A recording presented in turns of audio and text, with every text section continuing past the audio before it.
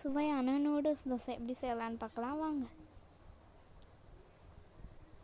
First நூடுல்ஸை வேக வச்சு எடுத்துக்கோங்க. அதிலேயே டேஸ்டி பொடி கொடுத்துருப்பாங்க. அடுத்து தோசையை ஊற்றிக்கோங்க.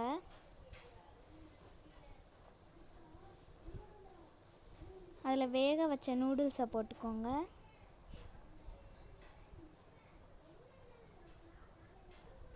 டேஸ்டி பொடி வேணும்னா போட்டுக்கோங்க, இல்லைன்னா வேண்டாம்.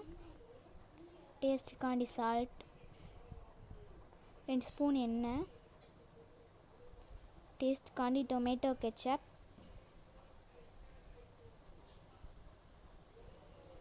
அதை நல்லா அப்ளை பண்ணி விட்டுக்கோங்க.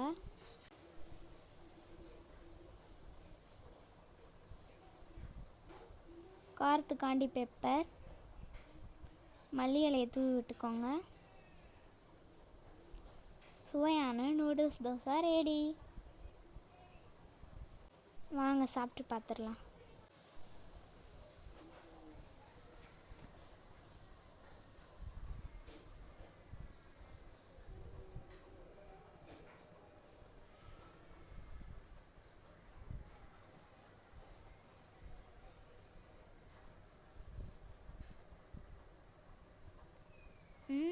டேஸ்ட் அல்டிமேட்டாக இருக்குது.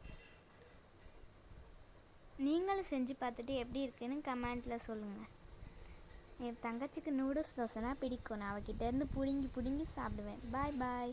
அடுத்த வீடியோவில் பார்க்கலாம்.